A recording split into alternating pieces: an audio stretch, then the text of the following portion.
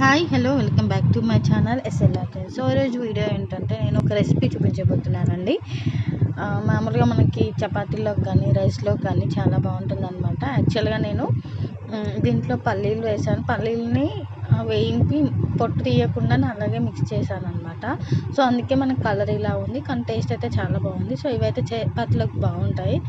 So మనం ఎలా చేసుకోవాలో చూద్దాం. ఫస్ట్ ప్యాన్ వేసుకొని దాంట్లో కొన్ని పల్లీలు, జీలకర్ర వేయించుకోండి. సో ఇలా పల్లీలు వేగిన తర్వాత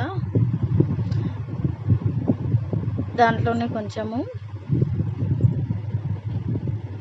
ధనియాలు, అలాగే లవంగాలు, దాల్చిన చెక్క, యాలకు ఒకటి అలా అలా కొన్ని వేయించుకోండి. ఇవి బాగా అంటే నార్మల్గా వేయించుకున్న తర్వాత వీటిని ఒక మిక్సీ జార్లోకి తీసుకోండి. ఇవన్నీ కలిపి మిక్సీ జార్లో అలాగే ఒక 4 లేదా 5 పచ్చిమిర్చి యాడ్ చేసుకోండి. పచ్చిమిర్చి తర్వాత మీ దగ్గర ఎండు కొబ్బరి ఉంటే ఎండు కొబ్బరి కూడా యాడ్ చేసుకోండి. అలాగే కొంచెం చింతపండు యాడ్ చేసుకోండి. నానబెట్టుకోవాల్సిన అవసరం లేదు. సో దాన్ని మిక్సీ పట్టుకోండి. తర్వాత ఏంటంటే ప్యాన్ పెట్టుకొని ఆ ప్యాన్లో మీరు కొంచెం ఆయిల్ పోసుకోండి. 1 లేదా 2 టేబుల్ స్పూన్ వరకు ఆయిల్ వేసుకొని ఆయిల్ వేడైన తర్వాత దాంట్లోనే కొంచెము ఆవాలు, జీలకర్ర వేయించుకున్న తర్వాత దీంట్లోనే కొంచెం ఆనియన్స్ వేయించుకోండి.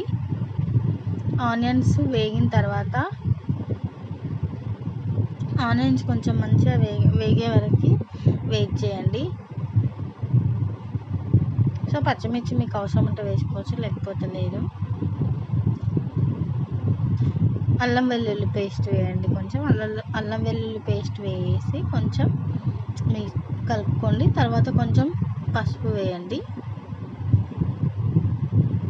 పసుపు వేసిన తర్వాత టమాటా ముక్కల్ని పెద్దగా కట్ చేసి వేసుకోండి. యాక్చువల్ అయితే టమాటా బాగా ఉడకని అవసరం లేకుండా కూడా మనం ఈ రెసిపీ చేసుకోవచ్చు. కాకపోతే నేను టమాటాని కొంచెం ఎక్కువగా ఉడికించుకున్నాను అనమాట. సో దానివల్ల ఏంటంటే మనకి రెసిపీలో టమాటా కనిపించట్లేదు.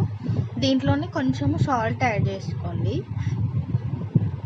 సాల్ట్ ముందుగానే యాడ్ చేసుకుంటే ఏంటంటే టమాటా అనేది కొంచెం తొందరగా ఉడికిపోతుంది అనమాట. సో దీంట్లో మనం ఇందాక మిక్స్ చేసి పెట్టుకున్న మిశ్రమాన్ని ఈ కర్రీలో వేసేయండి. వేసేసిన తర్వాత దీన్ని కొంచెం మిక్స్ చేసుకోండి బాగా. దీంట్లోనే మనం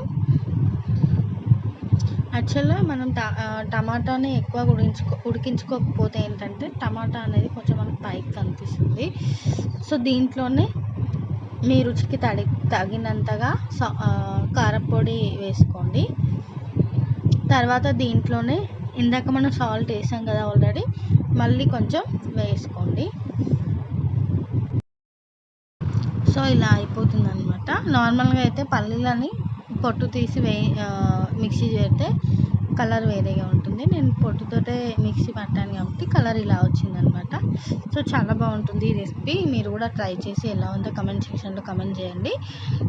దీనిలో కొత్తిమీర ఉంటే కొత్తిమీరతోటి కూడా సర్వ్ చేసుకోవచ్చు అనమాట. చాలా బాగుంటుంది. Thanks for watching.